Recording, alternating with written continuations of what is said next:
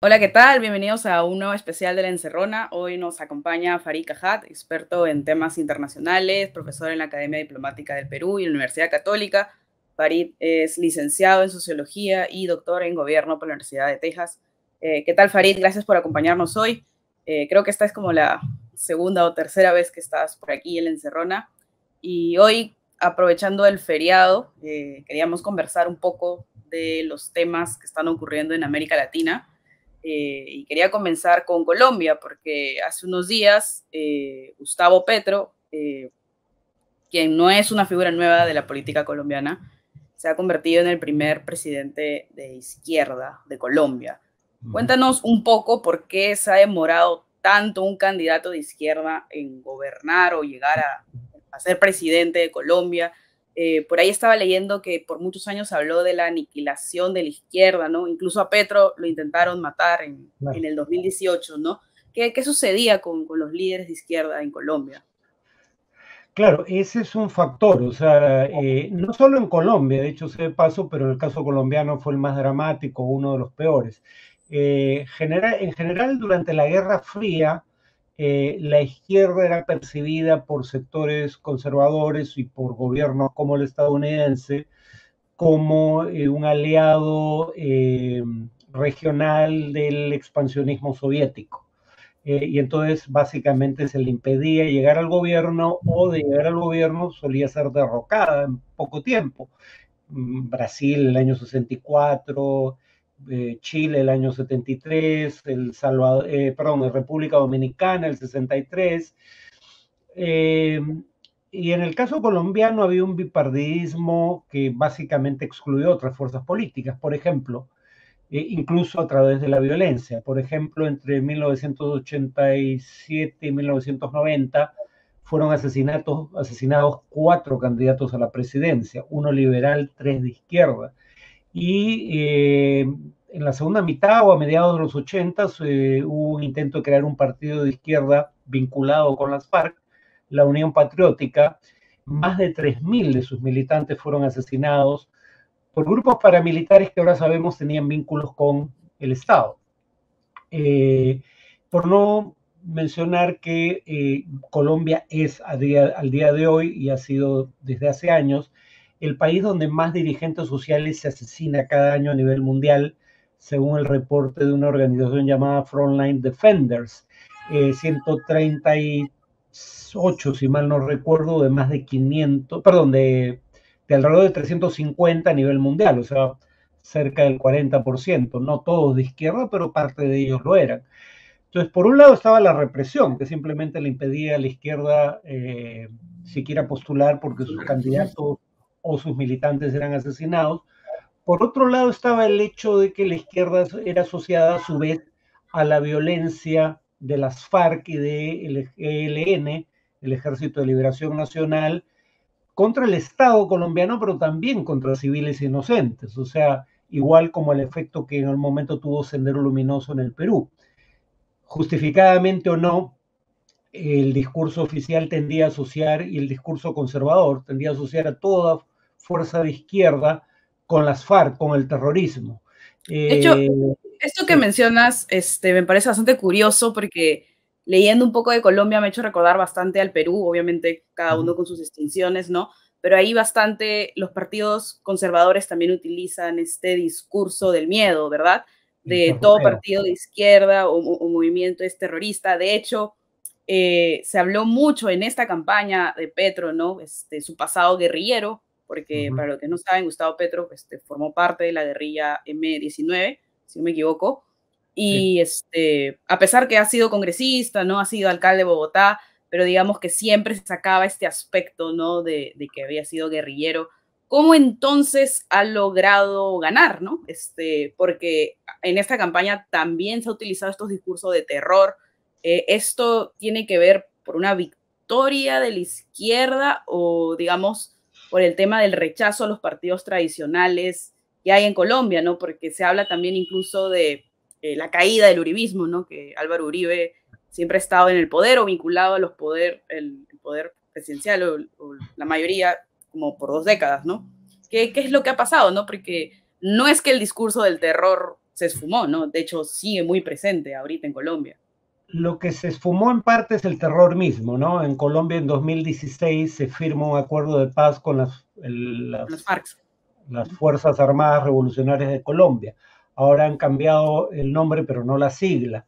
Un grave error, que es un partido con muy poco apoyo popular.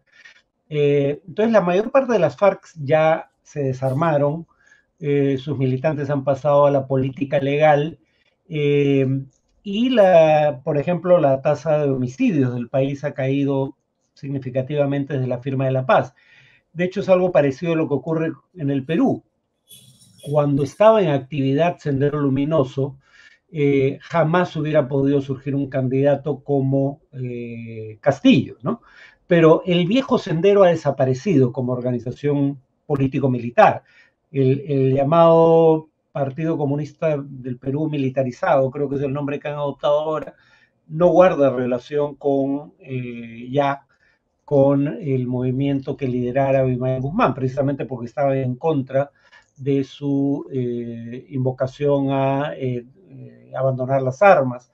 Y entonces, claro, lo que ahora es, digamos, un brazo legal de lo que queda del viejo Sendero, pero ya no es una organización en armas.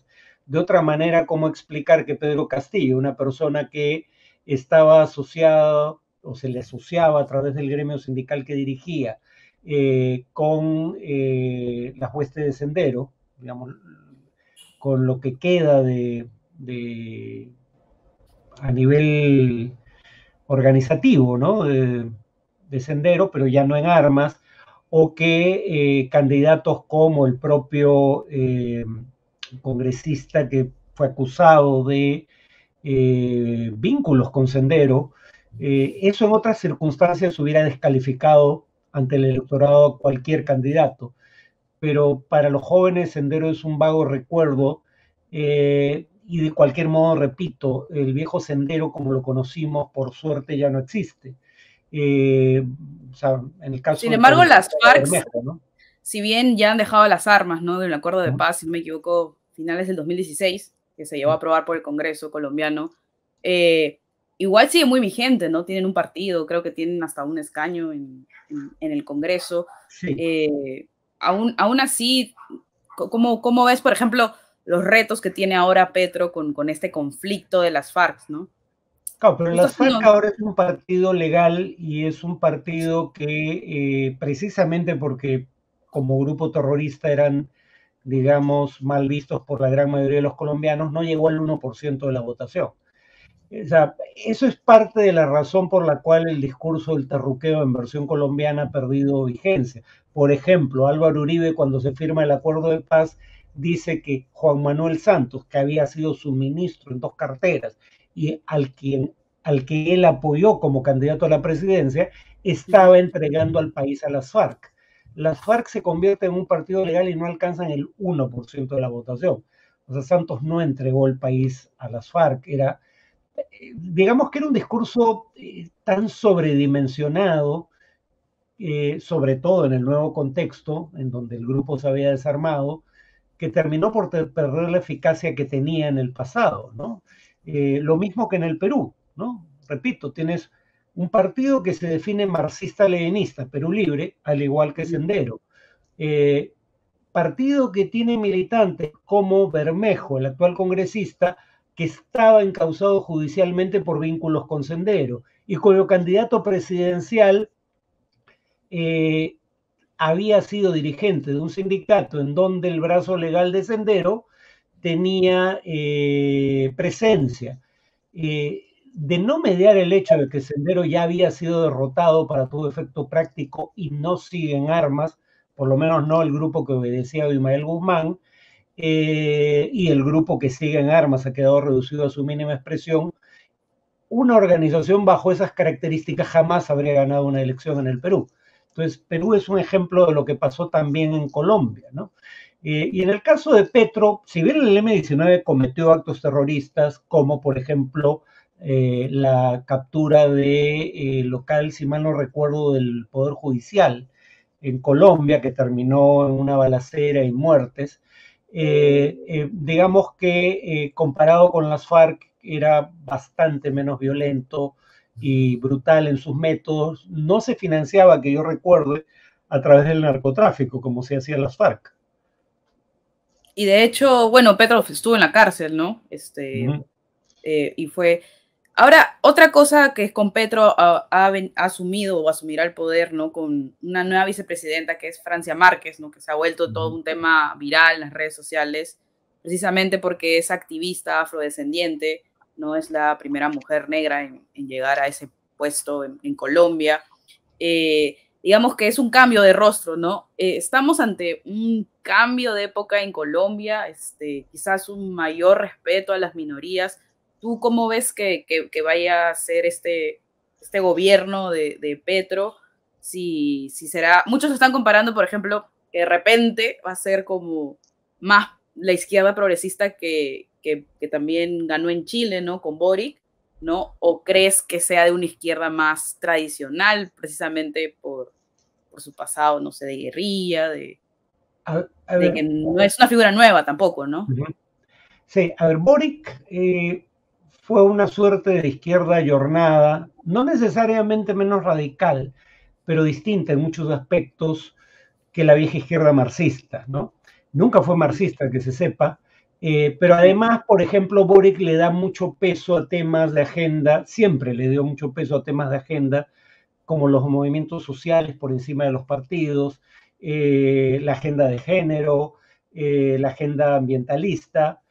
Petro sí viene de la vieja izquierda marxista y, por ejemplo, tenía una cercanía con el régimen chavista de Venezuela, pero ha tenido un proceso de, yo no sé si la palabra sea moderación en realidad, por eso es el cambio claramente, ¿no? Porque decía no moderación porque lo que es radical en Petro, y eso es lo curioso, no es lo que era radical habitualmente en alternativas de izquierda. Por ¿Qué es el ejemplo, radical en Petro, entonces? Si claro, no... por eso digo, no era la propuesta tradicional de la izquierda radical, que era, por ejemplo, expropiar empresas privadas. Petro no Okay. plantea expropiaciones. Lo que podría ser considerado radical en Petro tiene que ver más bien con su agenda ambiental, ¿no? Para un país que depende para la mitad de sus exportaciones de combustibles fósiles, petróleo y gas, en menor medida carbón, él está planteando, por ejemplo, que no se firmen nuevos contratos de exploración petrolera o gasífera. O sea, los que están vigentes continuarán, la explotación petrolera en curso continuará, pero no va a haber nuevos contratos de exploración para encontrar nuevos yacimientos. Prohibiría la minería a tajo abierto, o sea, a cielo abierto, prohibiría la extracción de petróleo y gas de esquisto, un petróleo y gas que requiere una tecnología especial y aparentemente tiene, pues porque es un tema que todavía está en controversia, más efectos ambientales de lo habitual. En eso sí su propuesta es bastante radical. En cuanto a el radicalismo convencional de la izquierda, plantea una reforma agraria, pero cuando uno ve los detalles, es bastante más atenuada la propuesta de lo que conocimos en el pasado, por ejemplo en el Perú, como reformas agrarias. No plantea expropiaciones masivas de tierras, pero sí plantea, por ejemplo, impuestos a tierras que siendo potencialmente productivas no se utilicen para ese fin, para producir, y en general elevación de tributos a los terratenientes colombianos, pero es cobrarles más impuestos, no es necesariamente expropiarles las tierras, aunque no descarta la posibilidad de que el Estado compre tierras, digamos, con fondos públicos, pero obviamente condicionado a que haya aceptación por parte de los propietarios, no como una imposición expropiatoria. Pero esto sería realmente un cambio súper radical en Colombia, teniendo en cuenta que el Claro. neoliberalismo ha gobernado pues, en los últimos 30 años, bueno, siempre, ¿no? Y aún así perdió su contrincante, ¿no? Que era, si no me equivoco, un ingeniero, un empresario.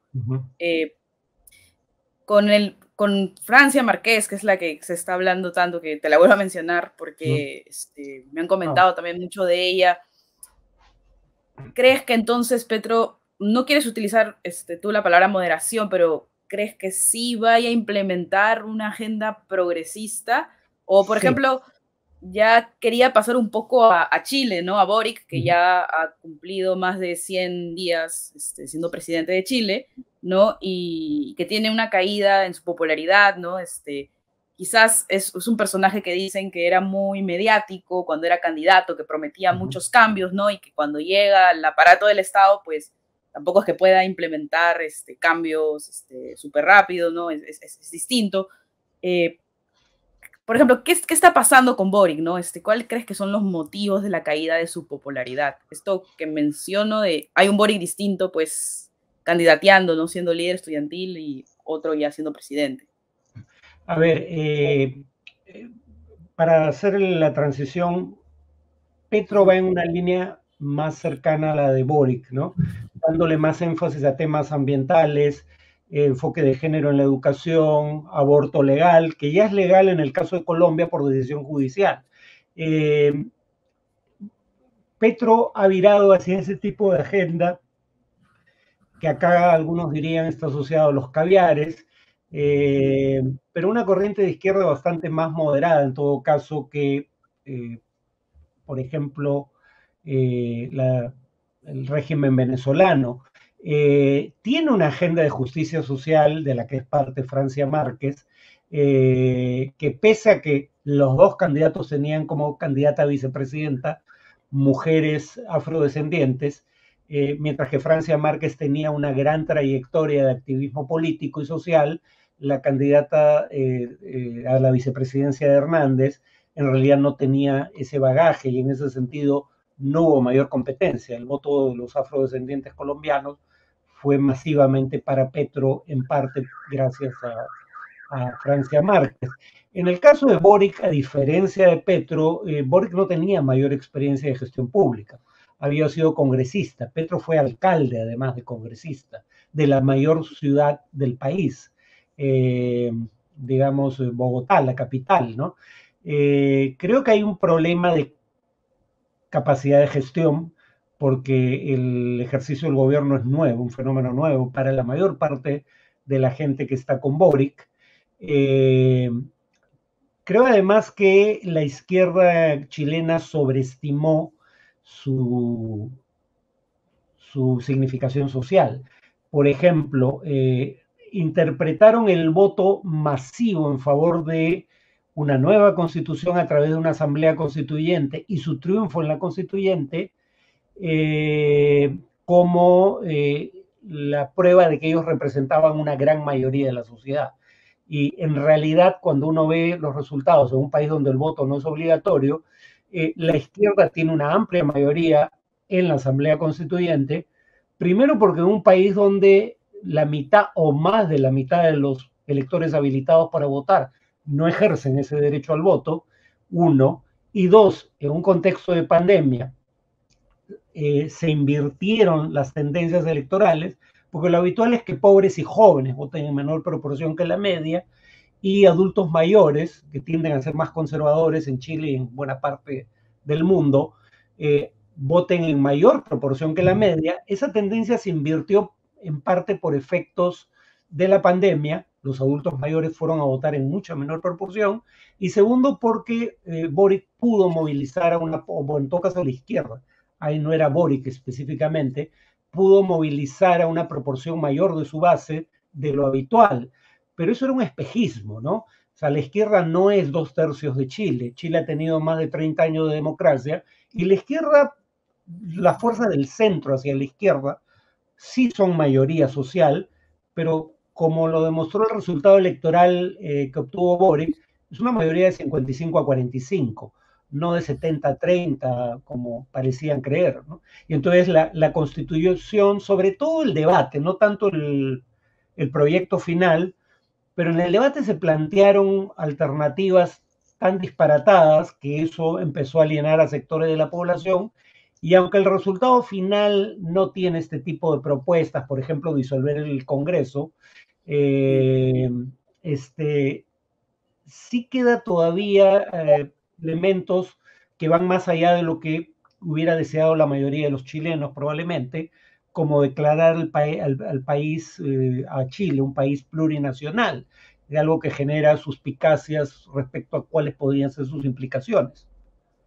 De hecho, justo acaban de terminar el texto de la nueva constitución, ¿no? En Chile, que es el tema principal, digamos, políticamente que se estaba hablando. ¿Crees que la caída de Boric va a amarrar al fracaso o al éxito del plebiscito para aprobar esta nueva constitución? ¿O crees que sí son temas que pueden ir cada uno por su camino? ¿Cómo lo ves? Lo que pasa es que la constitución, digamos, la impopularidad de Boric y el crecimiento del voto o la intención de voto en contra de la constitución parecen ir de la mano. Ahora, yo no estoy todavía convencido de que la mayoría lo vaya a rechazar, porque la alternativa es el limbo, ¿no? Claro, alguien diría, no, la alternativa es mantener la constitución actual, pero hay consenso mayoritario respecto al hecho de que hay que cambiar esa constitución. Tal vez no les guste el producto de esta asamblea constituyente a un sector de la población, pero puestos a elegir entre eso y la constitución heredada de Pinochet, pese a que se le han hecho múltiples enmiendas, probablemente a último momento un sector termine votando a favor de ella, ¿no? Como digo, el resultado final no contiene las propuestas más radicales que se hicieron en el momento. Entonces todavía creo que es probable que sea aprobado el texto, ¿no? En septiembre próximo. En cuanto a la impopularidad de Boric, tiene que ver con algo que me dijiste que vamos a hablar del tema del así llamado giro a la izquierda. Yo tengo mis dudas sobre en qué medida hay un giro a la izquierda, pero en todo caso, la izquierda está ganando elecciones, de eso no tengo duda, obviamente. El punto es, sin embargo, que la izquierda va a ganar elecciones en circunstancias muy distintas a aquellas en las que ganó elecciones a principios de siglo. La primera, la llamada ola rosa, el primer giro a la izquierda. En ese entonces la izquierda llega al gobierno a inicios de siglo y en 2003 empieza el ciclo de precios al alza de las materias primas de exportación de la región más grande desde la década del 50 del siglo pasado. La izquierda ahora llega al gobierno en circunstancias muy diferentes a esa y en ese sentido probablemente sufra en el gobierno el mismo desgaste que sufrieron los gobiernos conservadores que le antecedieron. Ahora lo que tú mencionas, un poco para adelantarnos, para no perder la idea de este giro o de este supuesto giro latinoamericano hacia la izquierda, ¿tú lo ves más hacia un descontento que ha producido los gobiernos de derecha? Que claro, el descontento también está asociado pues a toda una crisis mundial, o es que realmente la izquierda ahora es la opción que gana elecciones, ¿no? Por ejemplo, acá ganó las elecciones pareciera porque no había otra opción, ¿no? Bueno, hay razones contundentes para el descontento, ¿no? Primero, el fin del superciclo de las materias primas, del que ya había hablado, el 2013 más o menos, ¿no? Ya en ese entonces, 2014, si no me equivoco, un poco después, la CEPAL decía, América Latina de 2015 a 2019 va a tener el menor crecimiento en 70 años. Y luego viene la pandemia. O sea, una situación que ya era mala por el fin del ciclo de las materias primas, del ciclo de alza en los precios de las materias primas, que duró una década. A eso hay que añadirle la pandemia, que en América Latina tuvo efectos mucho peores que el promedio mundial. La economía mundial en 2020 cayó 3.5%, la de América Latina 7%, según el Fondo Monetario, el doble. América Latina, lo sabemos muy bien en el Perú, fue si no me equivoco, sí, fue la región más afectada también en términos de salud por la pandemia. Con 8% de la población mundial tuvo 28% de las muertes. Y Perú es uno de los países que más muertes tuvo por cada millón de habitantes en el mundo. A la pandemia hay que sumarle, al efecto de la pandemia hay que sumarle, en el caso ya no de un shock externo, sino un shock producido desde dentro de los sistemas políticos en América Latina, el mayor escándalo de corrupción en toda la historia de la región, el caso Lavallato, ¿no? Y ahora los efectos sobre los precios del petróleo los fertilizantes y los alimentos de la guerra en Ucrania. Bajo esas circunstancias, todos los gobiernos son impopulares, de derecha o de izquierda. La constante no es que gane la izquierda, la constante es que pierde el oficialismo, porque la izquierda cuando era el gobierno, donde era el gobierno, mejor dicho, también perdió. El Salvador, Costa Rica, Uruguay, por ejemplo, ¿no? O sea, ahorita se está como invirtiendo, dices, más bien pierde la opción distinta a la que está ahora en el gobierno. Sí, o sea, lo que pasa es que había una mayoría de gobiernos del centro hacia la derecha, y entonces el descontento se canalizó en contra de estos gobiernos. Pero si uno ve, por ejemplo, el Barómetro de las Américas, que pregunta desde hace unos 20 años, más de 20 años, dónde se ubica ideológicamente el electorado, la mayoría se ubicó siempre en torno al centro. De una escala del 0 al 10, siempre ha habido entre 35 y 36% en América Latina, entre 5 y 6 únicamente, o sea, centro exacto. Y si uno suma lo que podríamos llamar centro izquierda y centro derecha, estamos hablando de una mayoría clara, descontando el hecho de que entre 15 y 20% no responde a la pregunta sobre dónde se ubica ideológicamente. Nunca hubo mayoría de izquierda virtualmente en ningún país encuestado por el Latinobarómetro, y en la mayoría de países quienes dicen ser de derecha, si bien son una minoría, son más quienes se autoidentifican como de izquierda. El tema es que la izquierda era la fuerza que encabezaba la oposición a gobiernos conservadores impopulares. No es que hubiera un giro ideológico entre los electores. Ahora, justo hablando del tema ya mundial, quería pasar a lo que está pasando en Ecuador, que lo debes haber visto, ¿no? Desde hace, creo que ya semanas, no sé si semanas o días, hay los movimientos indigenistas ecuatorianos están reclamando contra el gobierno de Guillermo Lasso, ¿no? Que bueno, es un tema que también afecta al Perú, ¿no? Que es la subida de precios del combustible, del diésel. ¿Tú crees que el origen de las protestas en Ecuador pueden contagiar al Perú, por ejemplo? Porque veo elementos muy parecidos en el tema de, no de organización, ¿no? Por acá, no sé si me equivoco, corrígeme, no veo un movimiento indigenista tan fuerte, ¿no? Como lo hay en Ecuador, ¿no? Pero están bloqueando carreteras, el aeropuerto de Quito ha estado cerrado, de hecho, me parece que han puesto ley marcial, en fin, el Ministerio de Defensa de Ecuador ha dicho incluso que puede haber un golpe de Estado, ¿no? O sea, la cosa está fea, ¿no? ¿Cuál es el origen digamos, de estas protestas contra Lasso, o es otra vez este efecto, ¿no? colateral que viene a atacar los países? La pandemia, ¿no? La crisis de fertilizantes, la crisis del combustible. Hay similitudes y diferencias entre los casos de Ecuador y Perú. Una similitud obvia es que buena parte de lo que moviliza a transportistas y agricultores en el Perú es lo que moviliza a la CONAIE y otros gremios en Ecuador. Subida del precio de los combustibles fósiles. En Ecuador ese tema es central, pero aquí también lo es para los gremios de transportistas.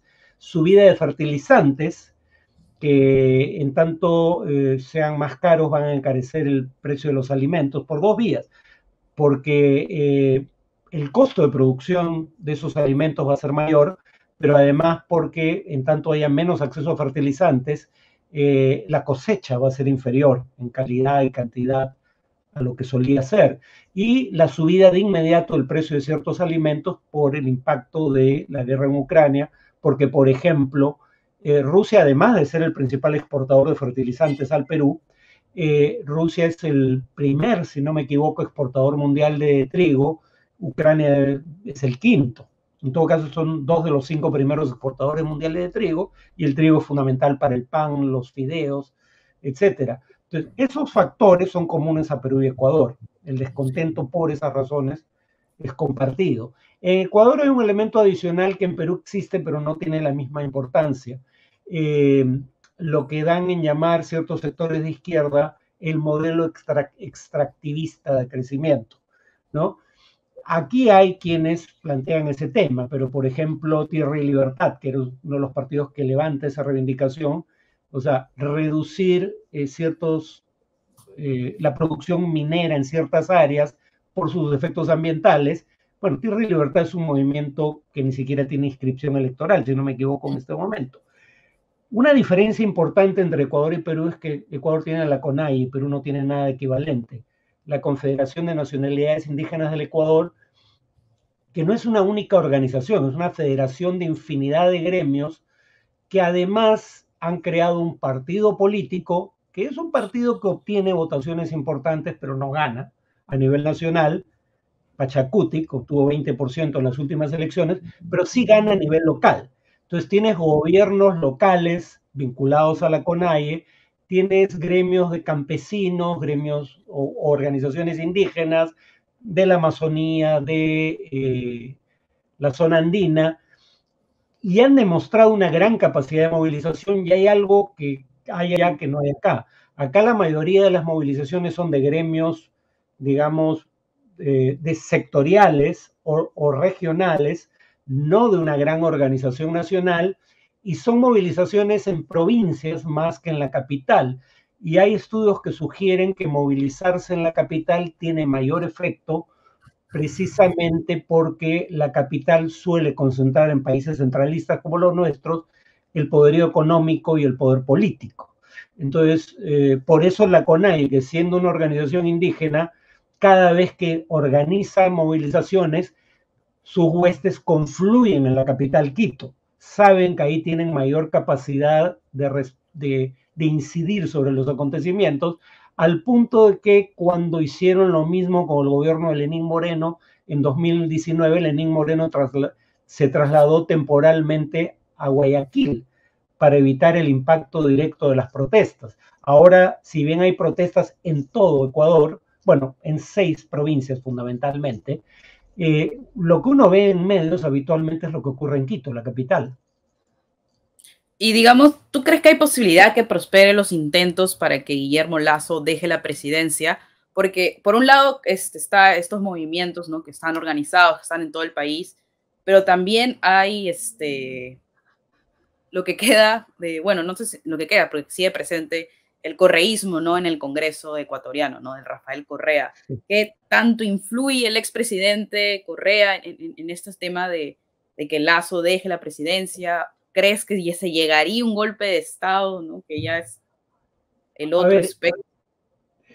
La buena noticia para Lasso es que el correísmo es la primera fuerza en el Congreso, pero no es la mayoría, ¿no? Tiene 45 de más de 130 congresistas. UNES se llama su fuerza política ahora. Entonces, no es claro que logre los votos necesarios, porque hay una moción de censura que terminaría con la destitución de Lasso, pero no es claro que la propuesta de UNES logre los votos necesarios para que se apruebe la moción de censura, porque se requiere 2/3 del Congreso, o sea, poco más de 90 congresistas, y UNES solo tiene 45. Algunas fuerzas de oposición ya han dicho que no van a apoyar la propuesta, y Pachacuti, que el partido vinculado a la CONAIE, tiene una actitud ambigua. En todo caso, los antecedentes nos dan una idea de lo que puede pasar, ¿no? Cuando la CONAIE ha hecho movilizaciones de este tipo en el pasado, ha habido uno de dos resultados hasta ahora al menos. O cae el presidente, Yamil Maguad, Lucio Gutiérrez, o el presidente cede en toda la línea. El caso de Lenín Moreno. Lenín Moreno, la gran demanda era que derogara la eliminación del subsidio a los combustibles, en particular a los derivados del petróleo. Finalmente Moreno concedió esa demanda. En esta ocasión, teniendo una moción de censura que pretende destituirlo y teniendo las movilizaciones de la CONAIE, confluyendo esos dos factores, el gobierno de Lasso ya había empezado a ceder, consciente de que se jugaba la permanencia en el gobierno. Por ejemplo, levantó el estado de excepción, condición que ponía la CONAIE para negociar, y ya había reducido el precio de algunos combustibles, no en la cantidad exigida por la CONAIE, pero lo había empezado a hacer. El problema es que ahora ha habido un ataque contra un convoy militar que custodiaba un convoy de bienes o un transporte de bienes, y murió no sé si un militar o un policía, y entonces el gobierno de Lazo ha suspendido el diálogo con el líder de la CONAIE, pero creo que tarde o temprano lo va a retomar, entre otras razones porque la moción de censura se vota en estos días. Entonces probablemente le convenga a Lazo llegar al día de la votación habiendo hecho suficientes concesiones como para que, por ejemplo, el partido Pachacuti no se sume a la moción de censura, ¿no? Pero si Lazo no hace concesiones, y ya ha empezado a hacerlos, como digo, el riesgo de que caiga parece ser real, ¿no? Por otro dato, ¿no? Lazo, a 100 días de su gobierno, según da información de la agencia española EFE, tenía 74% de aprobación. En junio de 2022, casi un año después, tiene 81% de desaprobación. O sea, no tiene virtualmente bancada parlamentaria porque el partido que lo postuló es un partido con el cual ha roto, el Partido Social Cristiano, no tiene fuerza parlamentaria, no tiene respaldo popular, ha adoptado medidas que son genuinamente impopulares además, y tiene una organización con probada capacidad de movilización respirándola en la nuca. Entonces, me es difícil creer que pese a lo que dijo el ministro de Defensa, los militares estén dispuestos en esas circunstancias a reprimir a mansalva para mantener a Lazo en el gobierno. Claro. Ahora quería pasar a Brasil, que se vienen las elecciones, ¿no? Que, bueno, Bolsonaro va a volver a postular y según las encuestas, pues Lula está primero, ¿no? Y hay una pregunta que se repite mucho, pero la verdad es que a mí particularmente me da bastante curiosidad, es por qué Lula, después de haber estado en la cárcel y de tantas denuncias de corrupción, sigue siendo tan popular, ¿no? Es un viejo caudillo latinoamericano como lo fue Uribe, ¿no? En la derecha colombiana, ¿no? Sí. Pese a cualquier cosa, seguía ganando. ¿Eso es Lula? ¿O, ¿cuál es la mirada que tienes? El PT ganó 4 elecciones nacionales consecutivas, o sea, sí, y eso fue Lula. Porque si bien las 2 últimas no las gana Lula, sino Dilma Rousseff era el delfín de Lula. O sea, Lula la elige, o sea, siendo el Partido de los Trabajadores un partido con vida partidaria, institucionalizado, Lula era tan popular que él escogió personalmente a la candidata, ¿no? Lula se va del gobierno con el mayor nivel de aprobación jamás habido por un presidente de Brasil, y me cuesta creer que en otras partes haya habido presidentes que hayan dejado después de 8 años de ejercicio de gobierno el cargo con aprobaciones de 85%, ¿no? Entonces, entre otras razones, porque aplica políticas sociales que reducen dramáticamente la pobreza en el país, ¿no? Entonces, por un lado, hay una gestión que es percibida como buena. Si bien hubo escándalos de corrupción durante el gobierno de Lula, el mensalao, la corrupción es, siempre le digo a mis alumnos que alguien debería investigar esto, pero lo que he podido ver es que el grado de frustración y enojo entre los ciudadanos que genera la corrupción varía según las circunstancias económicas. Cuando la economía va mal, la corrupción enardece mucho más que cuando la economía va bien. Y esos casos de corrupción bajo Lula pasaron virtualmente desapercibidos, ¿no? Es como el roba pero hace obra, ¿verdad? Bueno, pero además Lula le alegaba, y muchos le creyeron, aunque no sé si todos, bueno, todos no, definitivamente, que él no había participado del proceso de corrupción. El problema es que además la peor corrupción en realidad no estalla con Lula, sino con su sucesora, Dilma Rousseff. El caso Lavallato, del que conocemos en el Perú, porque implicó a 12 países de la región, entre ellos el nuestro, e implicó sobornos de 30 millones de dólares a un solo presidente, ¿no? Expresidente. Entonces, lo peor de la corrupción se vio años después de que Lula deja el gobierno, en un contexto de recesión, y una recesión particularmente profunda, de crecimiento de la delincuencia, la tasa de homicidios. Ese cóctel explosivo se produce después de Lula,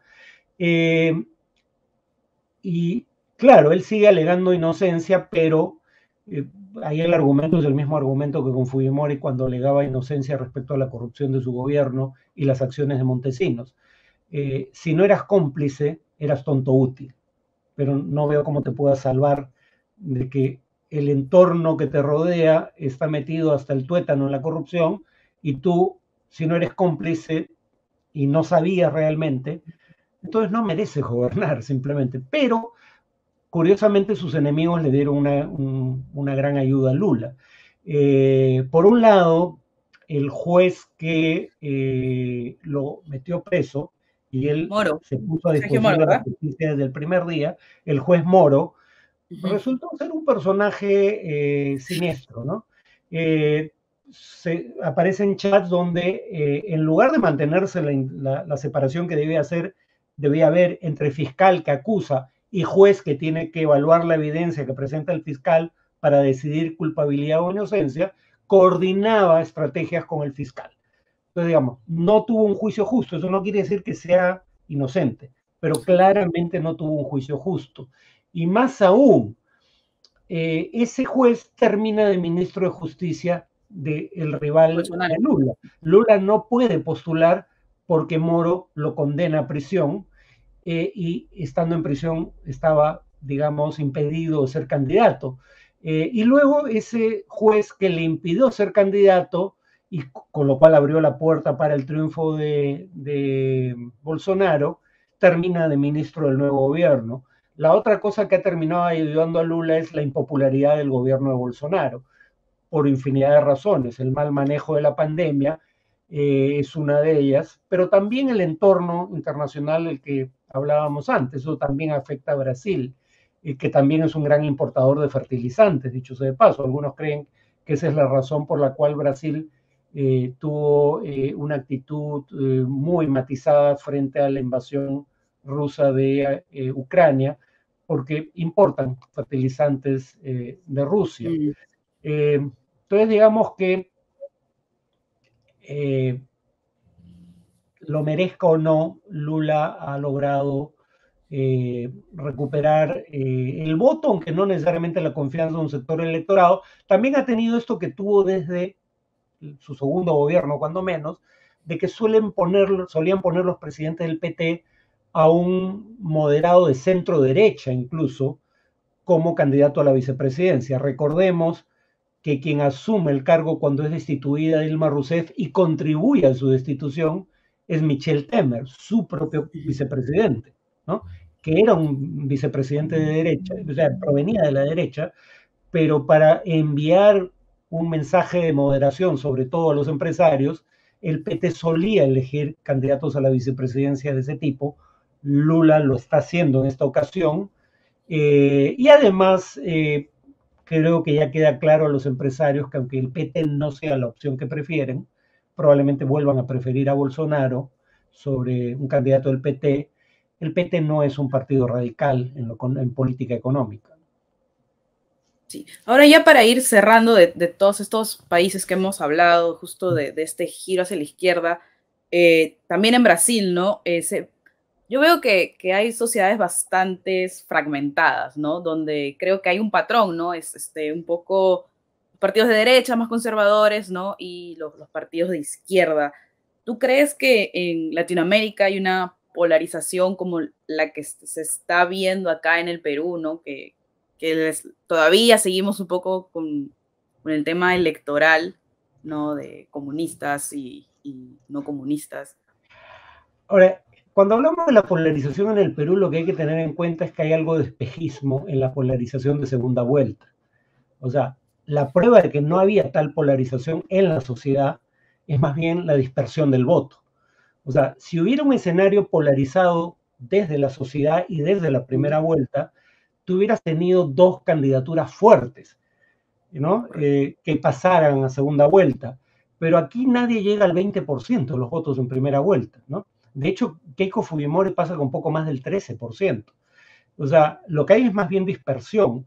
Y eso es ratificado por las encuestas. Cuando tú ves encuestas de opinión, el espectro político, o sea, los políticos en ejercicio de cargos de gobierno, sea en el Congreso, sea en el Ejecutivo, están más polarizados de lo que está polarizada la sociedad a juzgar por las encuestas, ¿no? Por eso llama la atención que las fuerzas de centro les vaya tan mal, porque claro, eso es lo que uno esperaría en un escenario socialmente polarizado, pero no estamos tan polarizados en el plano de la sociedad, ni en el sentido, porque cuando se habla de polarización muchos lo ven únicamente desde el punto de vista ideológico, posiciones fuertes de izquierda o radicales de izquierda, posiciones radicales de derecha, con poca presencia del centro. Esa polarización ideológica no existe, pero además tampoco hay esta, no me acuerdo el término, pero es algo así como polarización, digamos, que tiene que ver más con actitudes vitales que con ideologías.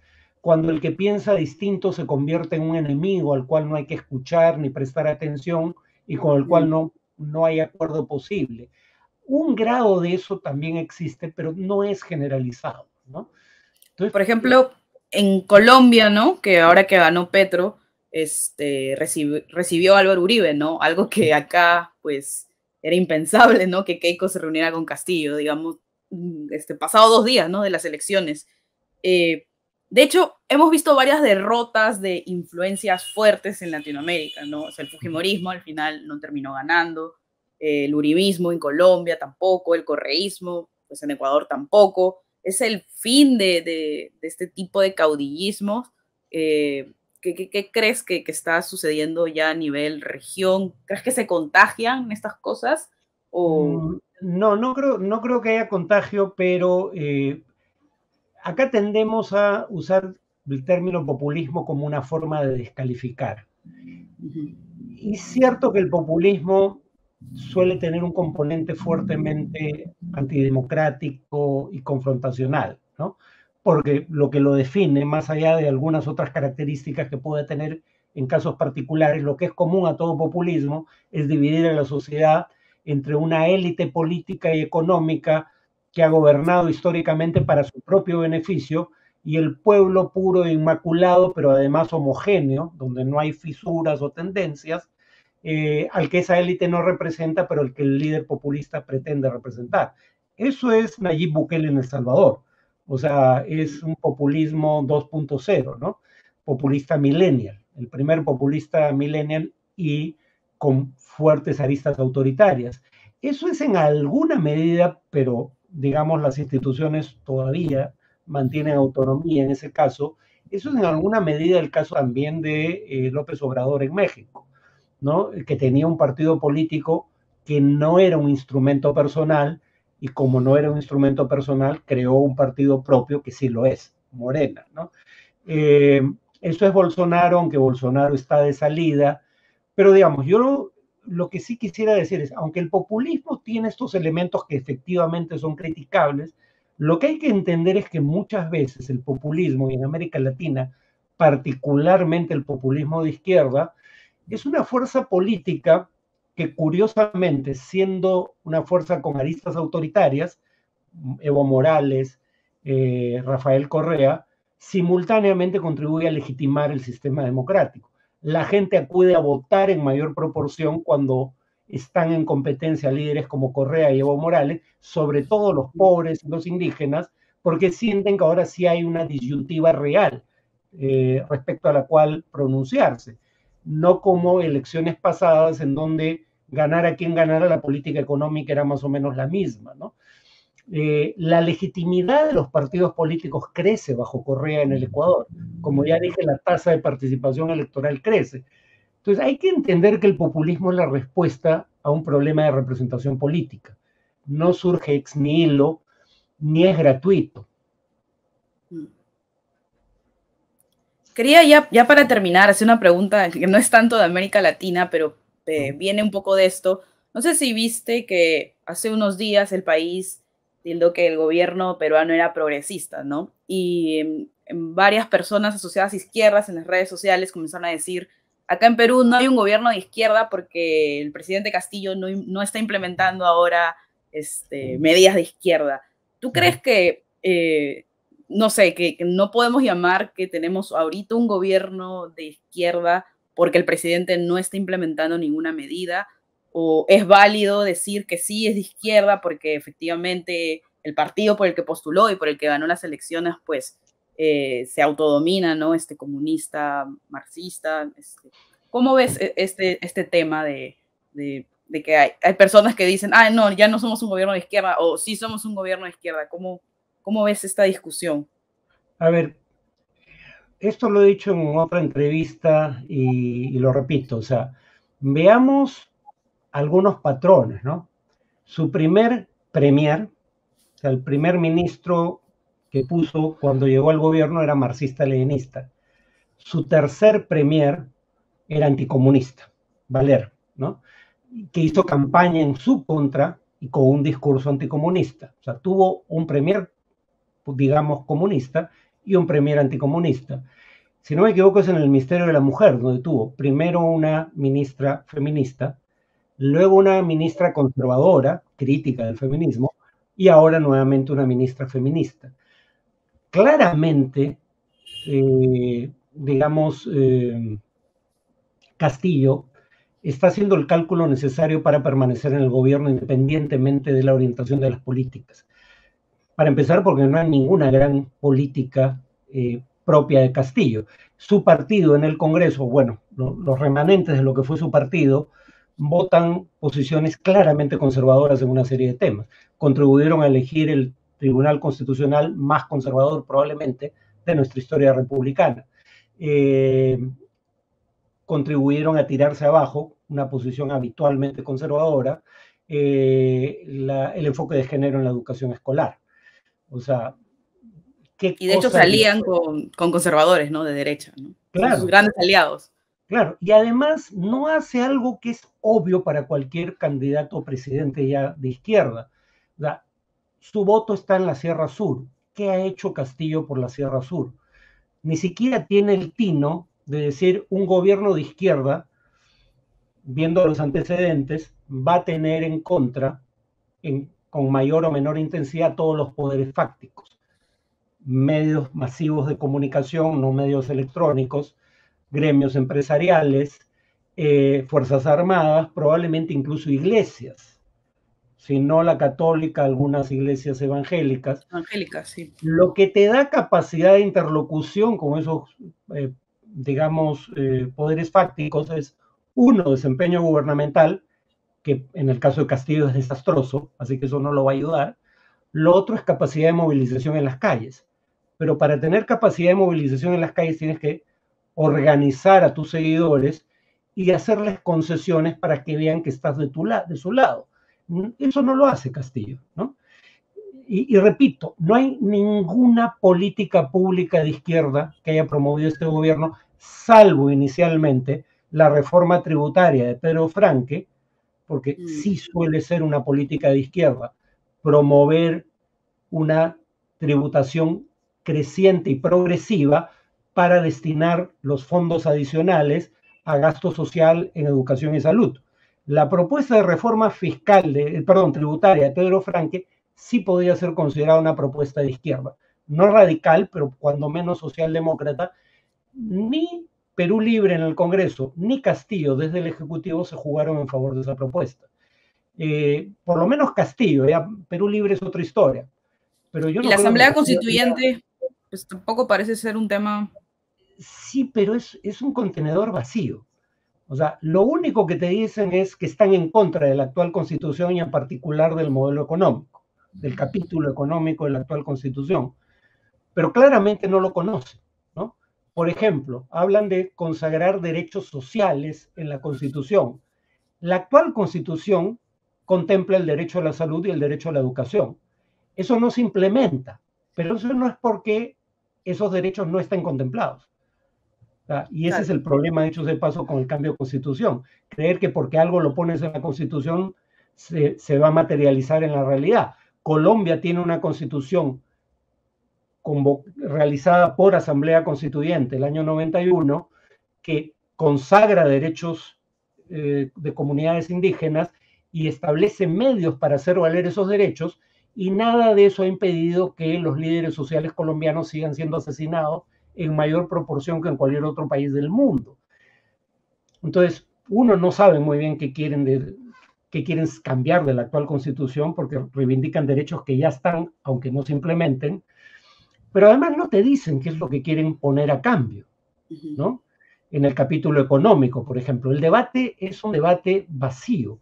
O sea, finalmente creo que el único rol que cumple la propuesta de una asamblea constituyente es movilizar. Ahí sí hacen algo por movilizar a sus bases de izquierda, que sí ven ese como un tema porque creen que es parte de un proceso de refundación del país.